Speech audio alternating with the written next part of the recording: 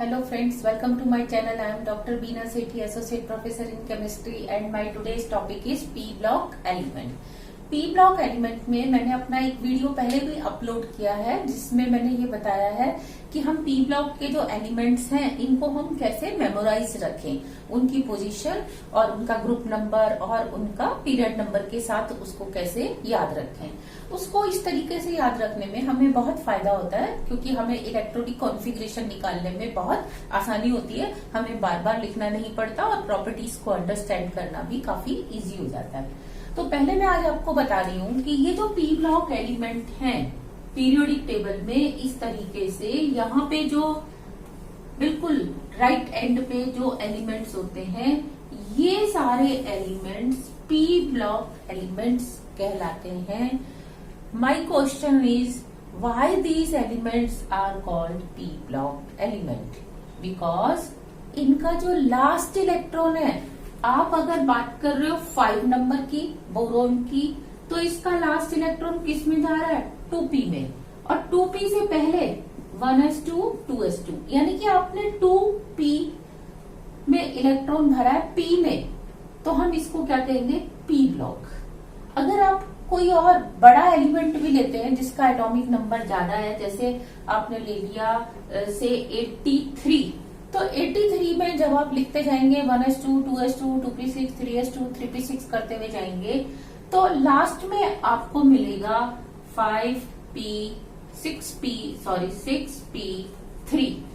तो अब हमें क्या हुआ कि इसका भी जो 83rd इलेक्ट्रॉन था वो किस में आया, p में आया, तो इसको हम क्या कहते हैं पी ब्लॉक एलिमेंट। तो ये पी ब्लॉक की डिफाइन हो जाएगी elements in which last electron enters in P sub shell are called P block element. P block element की डिफाइन के बाद आता है इनका जनरल इलेक्ट्रॉनिक कॉन्फ़िगरेशन। तो अगर हम इनका जनरल इलेक्ट्रॉनिक कॉन्फ़िगरेशन लिखते हैं तो वो होता है ns2 np126, यानी कि जो आपका ग्रुप 13 है या थर्ड ए, इसमें जितने भी एलिमेंट हैं उन सबका कॉन्फ़िगरेशन आएगा 2p1 3p1 4p1 5p1 6p1। फिर जो फोर्थ ए ग्रुप है इन सबका कॉन्फ़िगरेशन आएगा 2p2 3p2 4p2 5p2 6p2। इसका जो नेक्स्ट ग्रुप है फिफ्थ ए, उसका आता है 2p3 2p 3p3 3p4 4p3 5p3 6p3। अब जो इसका नेक्स्ट है उसका क्या आएगा 2p4, जो 6th ए ऑक्सीजन वाला ग्रुप है 2p4 3p4 3p के बाद 4p4 5p4 6p4। फिर इसका जो और नेक्स्ट ग्रुप है उसका होगा 2p5 3p5 4p5 5p5 and 6p5। और जो उसका भी लास्ट ग्रुप है जीरो ग्रुप, उसका होगा 2p6 3p6 4p6 5p6 and 6p6।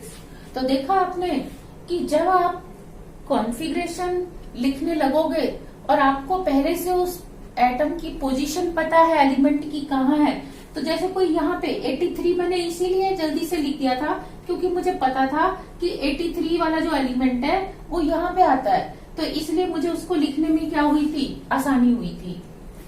अब अगर मुझे बोरोन का लिखना है, ये कार्बन का हो गया, ये सिलिकॉन का, बोरोन के बाद कार्बन, ये नाइट्रोजन, ये ऑक्सीजन, ये फ्लोरीन, ये नियॉन। फिर इसके बाद बोरोन के नीचे ये एल्यूमिनियम, एल्यूमिनियम के बाद क्या आएगा ये सिलिकॉन, सिलिकॉन के बाद फास्फोरस, फास्फोरस के बाद ये आपका हो जाएगा सल्फर, सल्फर के बाद क्लोरीन, क्लोरीन के बाद आर्गन। तो हम एलिमेंट्स का कॉन्फ़िगरेशन आसानी से लिख सकते हैं बिना पूरा खोल के लिखे।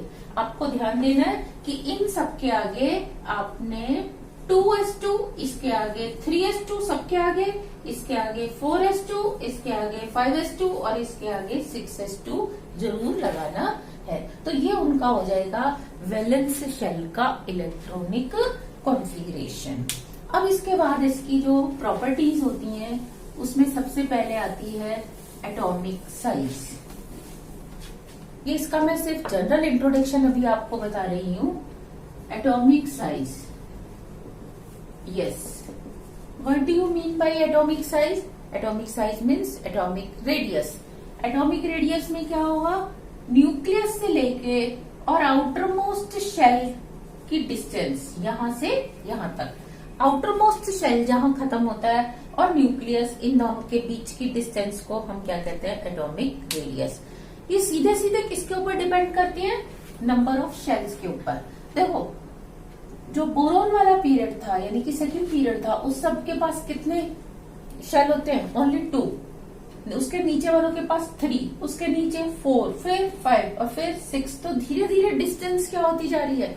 इंक्रीज होती जा रही है। तो आप कहोगे बोरोन से नीचे अगर आप आ रहे हो थूलियम तक तो साइज क्या हो रहा है? इंक्रीज हो रहा है। सेम वे में अगर आप कार्बन से नीचे आ रहे हो लेड तक तो साइज क्या होगा? इंक्रीज होगा। किसी भी ग्रुप में आप टॉप टू बॉटम आओगे तो size will increase. Now my question is, क्या ये साइज इसी तरीके से इंक्रीज होता है, रेगुलर इंक्रीज होता है, और देयर इज एनी चेंज? तो ये रेगुलर इंक्रीज नहीं होता। अगर यही बात मैं एस ब्लॉक में पढ़ा रही होती, यानी कि यहाँ मैंने लिखा होता hydrogen, lithium, sodium, potassium, rubidium, caesium, francium, तब ये साइज ठीक इसी तरीके से इंक्रीज होता। लेकिन पी ब्लॉक में थोड़ी सी 2 फैक्टर और इम्प्लीमेंट होते हैं। वो कौन कौन से? आप ध्यान दो। हाइड्रोजन के बाद आप लिखते हो हीलियम, यानी कि एटॉमिक नंबर सिर्फ 1 इंक्रीज हो रहा है। लेकिन यहाँ आप लिथियम, बेरिलियम के बाद लिखते हो boron, carbon, nitrogen, oxygen, fluorine, neon. यानी कि आप बेरिलियम से आप बोरोन पे गए, आपने क्या किया? एटॉमिक नंबर सिर्फ 1 इंक्रीज किया, यानी कि न्यूक्लियस में नंबर ऑफ प्रोटॉन सिर्फ 1 इंक्रीज हुआ। फिर आप सोडियम, मैग्नीशियम और यहाँ पे आते हो आप एल्यूमिनियम। तो देखो ऊपर से नीचे कितने हो रहे हैं? 8, और यहाँ से यहाँ कितना इंक्रीज हो रहा है? ओनली 1।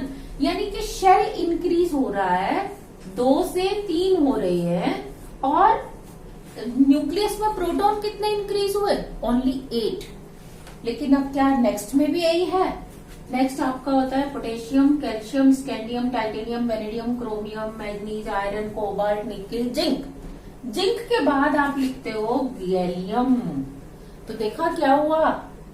यहां से यहां शेल तो केवल 1 ही इंक्रीज हुआ, 3 से कितने हो गए? 4। लेकिन नंबर ऑफ प्रोटॉन यहां से यहां 1 नहीं, बल्कि अब कितने इंक्रीज हुए? 10 एक्स्ट्रा हो गए। यानी कि इधर से इधर अब आपके इंक्रीज हो गए 18 प्रोटॉन्स। ये 18 प्रोटॉन्स में से 8 तो वैसे भी हो रहे थे, 10 एक्स्ट्रा कहां से आए? ये 10 एक्स्ट्रा आए because of presence of transition metal. ये ट्रांजिशन मेटल यहाँ प्रेजेंट है, यहाँ पे और यहाँ पे प्रेजेंट नहीं थे। ट्रांजिशन मेटल्स में न्यूक्लियस में 1-1 इलेक्ट्रॉन आता है, लेकिन प्रोटॉन आता है, लेकिन इलेक्ट्रॉन कहाँ एंटर करता है? पेनल्टीमेट शेल में, न कि आउटर मोस्ट शेल में। तो इसीलिए शेल ज्यादा इंक्रीज नहीं होते, शेल तो केवल 1 ही इंक्रीज हुआ। तो इसीलिए यहां से यहां, यानी कि इधर से इधर तो साइज होता है इंक्रीज, लेकिन यहां से यहां साइज होता है डिक्रीज। वाई? ये जो आपको बढ़ा हुआ दिख रहा है वो एक्चुअली ऐसे नहीं बढ़ता। शेल्स तो इंक्रीज होते हैं, लेकिन साइज इतना बड़ा नहीं होता। इसका साइज इतना होता है, तो इससे थोड़ा सा छोटा होता है। और दिस कॉन्ट्रैक्शन इन साइज, ये जो साइज में कॉन्ट्रैक्शन यहां हमें देखने को मिल रहा है, ये सेकेंड पीरियड था, ये थर्ड, ये फोर्थ। तो थर्ड टू फोर्थ पीरियड में जो कॉन्ट्रैक्शन इन साइज है, it is because of presence of transition elements. That is why it is called transition effect. क्या कहते हैं इसको? Transition effect. और इस कॉन्ट्रैक्शन को क्या कहते हैं? Transition, contraction. ओके, नेक्स्ट अब आप देखो यहां से यहां, अब आप जब गैलियम से इंडियम पे आते हो तो अगेन वही आपके 10 एलिमेंट्स लेंथ इसके ट्रांजिशन के इंक्रीज होते हैं, और यहां से यहां कितने इंक्रीज होते हैं? 18। तो अब ये कोई नई बात नहीं है, पहले भी 18 इंक्रीज हो चुके हैं। तो यहाँ पे हम क्या देखते हैं? साइज इंक्रीज होता है। तो आपको यहां से यहां मिलता है साइज में इंक्रीज, जो कि एक नॉर्मल ट्रेंड है। You need not to explain कि top to bottom shells increase हो रहे हैं, साइज जो है इंक्रीज होगा।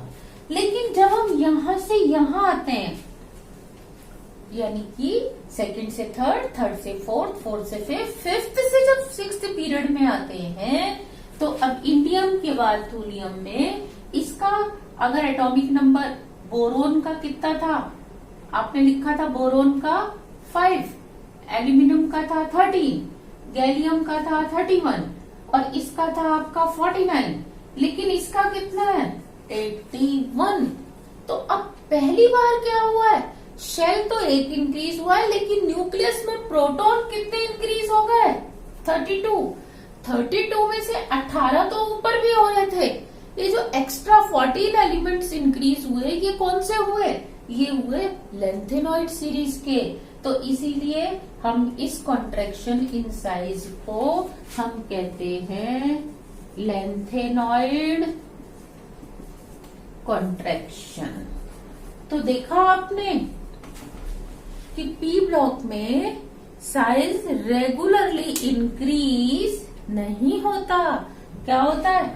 Increase decrease, increase decrease. Reason clear है? यहाँ पे ट्रांजिशन इफेक्ट लगेगा, यहाँ पे लेंथेनॉइड इफेक्ट यानी कि लेंथेनॉइड कॉन्ट्रैक्शन। अगर आपने ये अंडरस्टैंड कर लिया तो आपको इसकी बाकी प्रॉपर्टीज पढ़ने में क्या होगी? काफी आसानी होगी। अब मेरा क्वेश्चन है कि क्या यही ट्रेंड आगे वाले ग्रुप्स में भी चलता है? मेरे कहने का मतलब है ये तो ग्रुप 13 हुआ, तो ग्रुप 14, 15, 16, 17, 18 भी क्या इसी तरह का ट्रेंड दिखाते हैं? नहीं। क्यों? आप इसको ऐसे समझो कि अगर मेरे हाथ पे यहाँ पे कोई सुई चुबो दे, मतलब कोई पिन को पिस कर दे, तो मुझे सबसे ज्यादा दर्द कहाँ होगा? यहाँ पे होगा। और जैसे जैसे मैं इससे दूर जाती जाऊंगी, उस दर्द का इफेक्ट क्या होता जाएगा? कम होता जाएगा।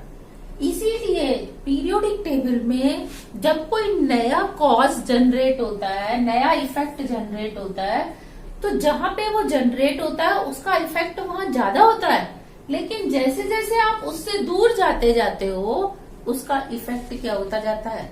कम। तो हम क्या देखते हैं? बोरोन वाले ग्रुप में यानी कि ग्रुप 13 में ऐसे की ऐसे रहता है, ग्रुप 14 में भी सेम ट्रेंड रहता है, लेकिन जितना यहाँ डिक्रीज हो रहा था वो उतना डिक्रीज नहीं होता। मेरे कहने का मतलब है यहाँ से यहाँ वो इंक्रीज हुआ, यहाँ से यहाँ वो क्या हुआ? डिक्रीज तो हुआ पर थोड़ा सा डिक्रीज हुआ, फिर ये फिर इंक्रीज हुआ और फिर ये क्या हुआ? डिक्रीज। लेकिन जब हम ग्रुप 15 तक पहुंचते हैं तो हम क्या देखते हैं? यहाँ से यहाँ इंक्रीज है, यहाँ से यहाँ कांस्टेंट, यानी कि ना तो इंक्रीज ना डिक्रीज। एक्सपेक्टेड क्या था? इंक्रीज, लेकिन इस वजह से क्या था? डिक्रीज। तो वो डिक्रीज ना होके कांस्टेंट रह गया तो भी क्या है? एक तरह का तो डिक्रीज ही है ना। फिर यहाँ से यहाँ इंक्रीज और फिर यहाँ से यहाँ कांस्टेंट। सेम वे में 16 ग्रुप होता है, लेकिन जब तक हम 17th ग्रुप पे पहुंचते हैं तो हम क्या देखते हैं? ये सारे इफेक्ट खत्म हो जाते हैं और साइज जो है वो रेगुलर इंक्रीज होता है। सेम वे में ग्रुप 18 में साइज रेगुलर इंक्रीज होता है। तो ये था general introduction of P block elements और इसके साथ साथ साइज। अब हम इसको एक एक ग्रुप वाइज करके पढ़ेंगे। ग्रुप 13 को अलग, ग्रुप 14 को अलग, 15, 16, 17।